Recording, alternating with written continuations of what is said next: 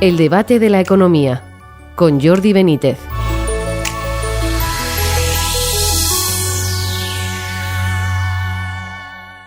Bienvenidos al debate de la economía. El Banco de España ha mejorado esta semana sus previsiones de crecimiento de la economía española. Se une así a otras instituciones que han dicho lo mismo, pero alerta de que puede ser algo coyuntural y que nuestras bases son muy frágiles. La inversión no mejora y eso es muy preocupante. Y el consumo público, clave en el crecimiento, se ajustará previsiblemente este año tras un incremento inesperado en 2023. Por otro lado, hemos conocido nuevos datos de inflación. El índice general de precios crece un 2,8%, como la media europea, y el subyacente, que no cuenta los productos más volátiles, aumenta un 3,5%, la cifra más baja desde marzo de 2022. Aún así, hay productos como el aceite que son un 191% más caros que en 2021. Por otra parte, hemos sabido que el Gobierno ha frenado la aprobación de los presupuestos a raíz de la convocatoria de elecciones en Cataluña, algo llamativo, sin duda. Y hemos conocido los resultados espectaculares de empresas españolas como Mercadona e Inditex. Como han sido tan buenos, han recibido también muchas críticas. Para hablar sobre todo ello, tenemos hoy con nosotros a Miquel Buesa, catedrático de Economía Aplicada de la Universidad Complutense. Bienvenido, Miquel. Hola, ¿qué tal? Y a Lorenzo Berdaldo de Quirós, presidente de la consultora Free Market Corporative Intelligence. Bienvenido, Lorenzo. Un placer estar con vosotros. Bueno, pues quería preguntaros en primer lugar sobre esta cuestión de los presupuestos en la que ha empezado a haber reacciones. El presidente de los empresarios de la COE, Garamendi, ha pedido a PP y PSOE que intervengan porque, bueno, pues si no se aprueban los presupuestos se paralizan inversiones del Estado, probablemente también fondos europeos. Y el presidente del principal sindicato de los empresarios, pues también, de los funcionarios, CESIF, pues también ha dicho que es una irresponsabilidad que no se aprueben estos presupuestos, ¿no? Pues se paran tasas de reposición, los sueldos que les han dicho que iban a subir un 2%, pero bueno, que ellos dicen que han perdido un 6% en 2022-2023. Bueno, hay reacciones, ¿no? ¿Qué os parece? Bueno, yo lo que pienso en relación a los presupuestos es, primero, que la responsabilidad es única y exclusiva del Gobierno. ¿Sí? Porque el PP en esto no tiene nada que decir, entre otras cosas porque nadie le ha consultado para elaborar los presupuestos. En segundo lugar, al presidente de la COE convendría recordarle que la inversión pública está paralizada desde hace muchos años, no de ahora, ¿eh? Está en un nivel más o menos similar al que había a mediados de los años 80. Y esto viene de la época de la crisis financiera que no ha variado, porque ningún gobierno, ni de derecha ni de izquierda, ha querido impulsar la inversión pública porque entonces tendría que restringir el gasto de consumo público, que es lo único que le interesa al gobierno, repartir dinero para ver si consigue votos. Y al parecer, según las encuestas, no logra ese resultado, lo cual, pues en fin, es bastante insólito. O sea que realmente no creo que pase nada, nada que vaya a empeorar más las cosas si no se aprueba el presupuesto. Lorenzo, adelante. Bueno, vamos a ver. Desde luego que la patronal le pida al gobierno, a la oposición, que apoye un gobierno que es absolutamente lesivo para lo que es los propios intereses del sector privado español, con subidas de impuestos, aumentos del gasto público y demás, que no contribuyen absolutamente para nada a activar la iniciativa privada, me parece bastante surrealista. Segundo, en la línea de lo que dice Miquel, que es absolutamente correcto, es decir, lo que sería lamentable es que un partido de la oposición que tiene un modelo económico absolutamente diferente, se supone, al del gobierno, apruebe lo que es un plan que consolida, entre otras cosas también, una estructura de gasto público, de déficit, de deuda por añadidura, que es absolutamente insostenible. Con lo cual yo creo que la patronal lo que tiene que decir al gobierno no es que apoye el PP su presupuesto, sino que el gobierno cambie su política fiscal y presupuestaria. Uh-huh. Entonces, en este escenario, la responsabilidad es del gobierno y la de sus amigos. Y no es que haya retirado los presupuestos, es sencillamente que no los puede sacar adelante porque su centrífuga y complejísima coalición lo hace imposible. Es un caso, como es evidente, de la incapacidad de este gobierno para sacar adelante ninguna política económica, no ya coherente, sino ninguna. O sea que entonces no os parece mal. O sea, No, es que a mí no es que no me parezca mal. Bueno, vamos a ver, los presupuestos se prorrogan y el del año pasado y, en fin, los funcionarios van a seguir cobrando su sueldo, aunque no se lo suban o se lo suban muy poquito, etcétera. Pero es que los funcionarios no son trabajadores. Aunque tengan sindicatos, los funcionarios se deben al Estado y quien tiene que determinar su salario es el Congreso de los Diputados. Eso es así. Entonces, bueno, ellos se deben a la función pública y si no les gusta la función pública se pueden ir. Pueden renunciar a su puesto de trabajo y si al sector privado se les gusta más, pero y a lo mejor ganan más dinero. Muchos no ganarían más dinero. Y luego hay una cosa que es cómica. Tomémonos en broma, es decir, que se preocupen y que el CSIC te diga que hay un problema de sustitución de funcionarios o un problema de sustitución cuando lo que tienes es un crecimiento espectacular, como se ha registrado en estos últimos años del empleo público, realmente resulta cómico. No solo necesitamos más funcionarios, sino lo que necesitamos es menos empleo público. Entonces yo creo que había que ser ligeramente prudentes. Y en una situación económica como la española, que resulta que la queja de los funcionarios es que han perdido el 6% de poder adquisitivo, cuando España ha tenido la mayor caída de la renta disponible de todos los países desarrollados en los últimos 6 años, resulta cuanto menos un poco excéntrico. Pues sí, efectivamente, es bastante excéntrica. Hay que recordar que, claro, llevamos tanto tiempo perdiendo nivel relativo con respecto a Europa que nos hemos situado en el 83% de la media europea, cuando en el año 2007 estábamos en el 101, 103%. O sea que, bueno, pues, en fin, tendría que haber otro tipo de política que permitiera un crecimiento un crecimiento sobre todo de la productividad, que está, en fin, estancada, y que permitiera una mejora de las rentas, no de los funcionarios, sino del conjunto de los españoles, cosa que no ha ocurrido. Oye, en esta línea, empezamos por Lorenzo, Miquel, esta semana el Banco de España ha presentado su informe, ha hablado muy claramente, ¿no?, sobre la cuestión de la inversión, que por otra parte ya se lleva un tiempo hablándose sobre ella, la baja inversión que hay en España, ¿no?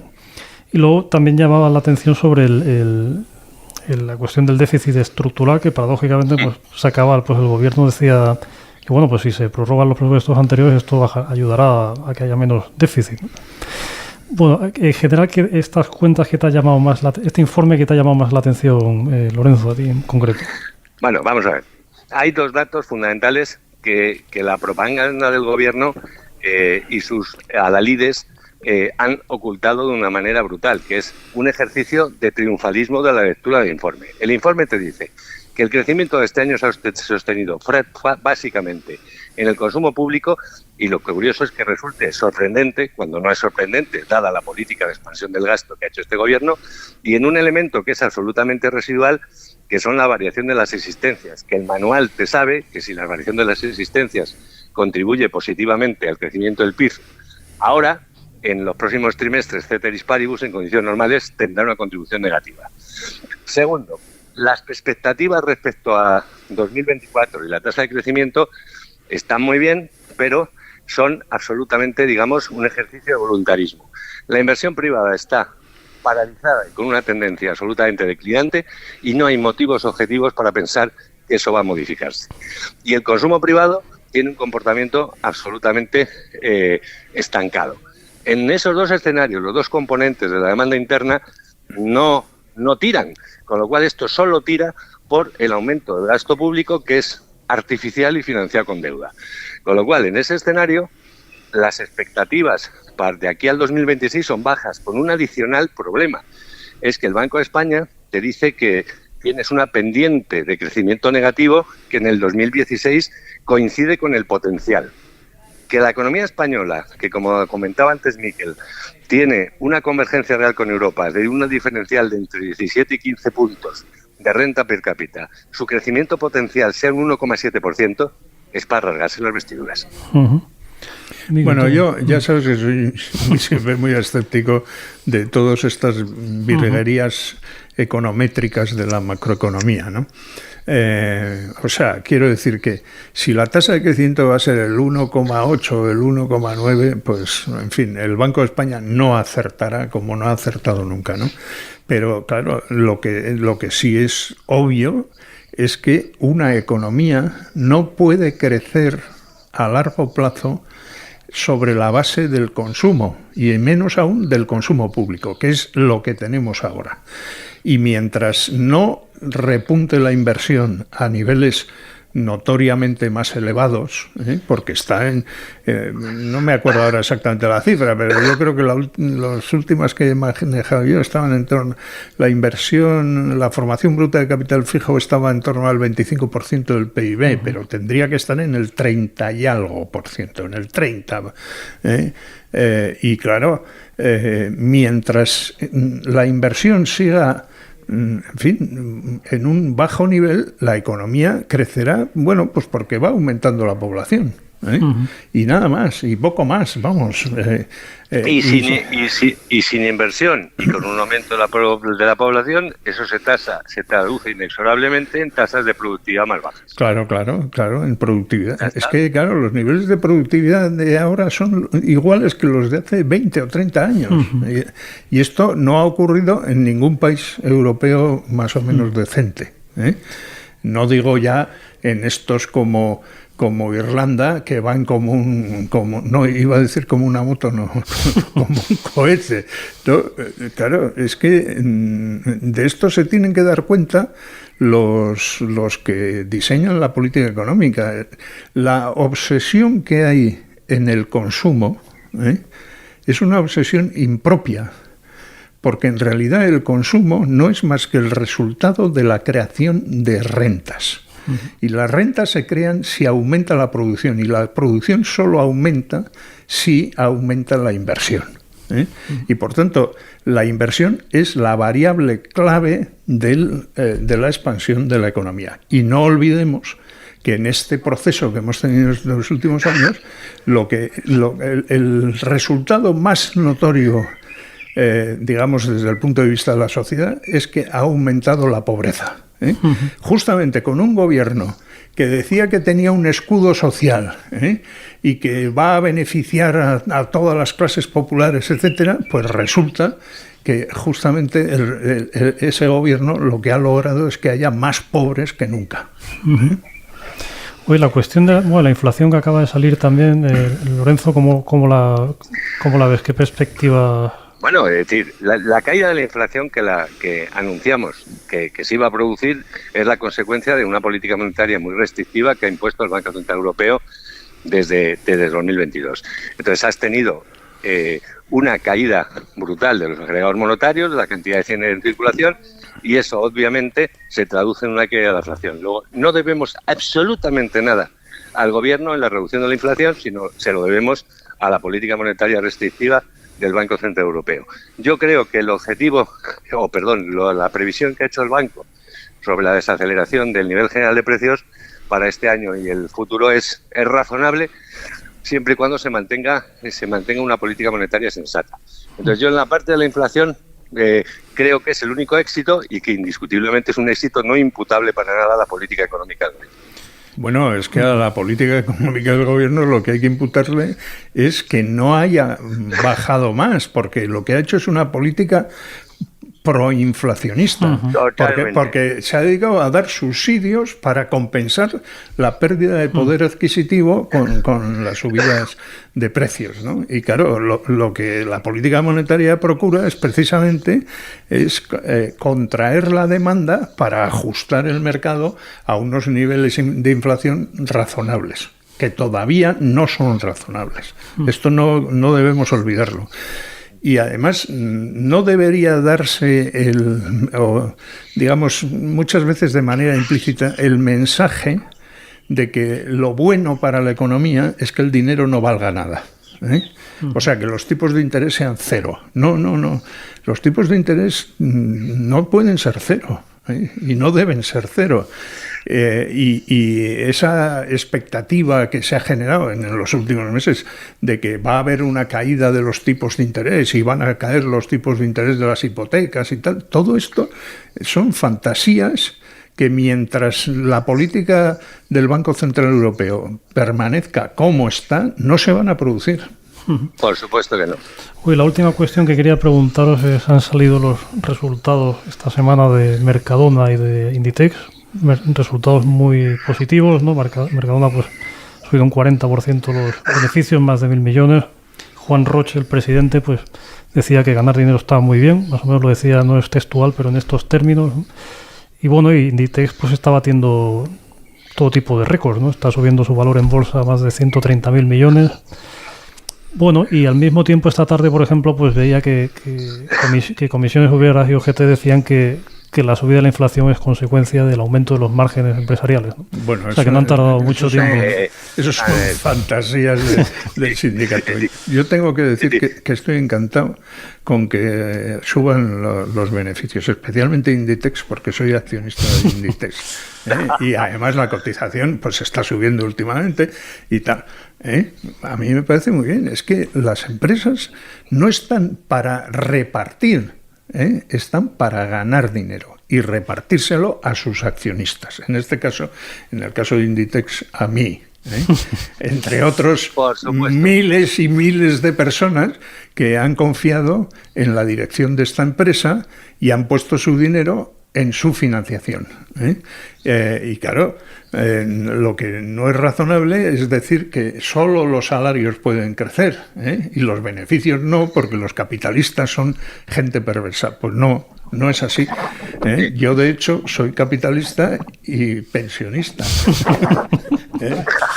No, vamos a ver. Primero, el decir que la inflación se debe a los márgenes empresariales es sencillamente no tener ni la más mínima remota idea de lo que es la inflación, que es un fenómeno monetario provocado básicamente por una expansión monetaria excesiva por el Banco Central. Segundo, Inditex y Mercadona son dos empresas que operan en mercados competitivos y que, por lo tanto, sus beneficios empresariales son resultado de haber servido mejor que sus competidores a los intereses de sus consumidores, con lo cual me parece maravilloso. Y tercero, no conozco ninguna economía en la que los salarios puedan crecer, la inversión pueda crecer y el empleo pueda crecer si las empresas pierden dinero. Con lo cual, esto realmente es una demagogia realmente que resulta, pues no sé, bananera, surrealista, incomprensible y muy propia de lo que es la mediocridad apestante del debate económico que se está produciendo en España. Bueno, y sobre todo de la ignorancia supina que existe en estos operadores sindicales o políticos que deberían tener alguna mínima noción de economía. No me extraña que eso sea así. No me extraña que eso sea así porque el deterioro de la enseñanza de la economía en las facultades de economía es enorme.